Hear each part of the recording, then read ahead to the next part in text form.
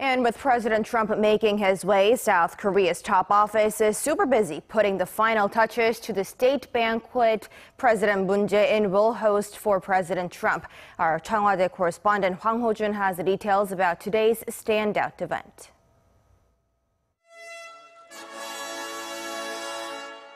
This melody, the Light Cavalry Overture, will resonate through the banquet hall of the Blue House Tuesday night, signaling the start of the grand performance prepared in honor of the visiting president. The music, according to the presidential office of Cheong Wa Dae, was selected based on the hope that South Korea and the U.S. will continue to march together as strong allies. On Monday afternoon, the Blue House disclosed some of the details of Tuesday's state banquet, hosting U.S. President Donald Trump and First Lady Melania Trump.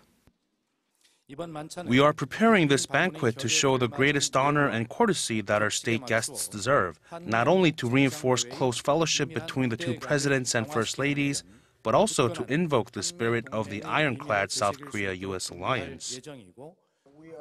President Trump will be bringing in about 50 guests, including White House Chief of Staff John Kelly, National Security Advisor H.R. McMaster, Secretary of State Rex Tillerson, and Senior Advisor Jared Kushner.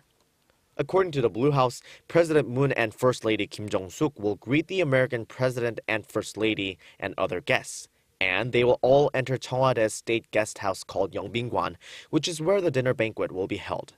The national anthem of both countries will be played, starting with the Star-Spangled Banner and moving on to Korea's 애국가. President Moon will welcome his U.S. counterpart and offer a toast. President Trump will then follow suit, and dinner will be served shortly. Starting around 9 p.m., a musical performance featuring both K-pop and Korean traditional music will take place before the Trumps head back to their hotel. Among the 120 guests are also Korea's so-called three next in command, which are the Prime Minister, Chief Justice of the Supreme Court, and the National Assembly Speaker, along with government officials and military officials. Those who have contributed to the Allies' bilateral relations, as well as dozens of selected American citizens residing in Korea, were also invited. The Blue House's efforts to impress its guests stem from the fact that President Trump is not only the first sitting U.S. president to make a state visit to South Korea in 25 years, but also the first head of state to visit the country since President Moon's inauguration in May.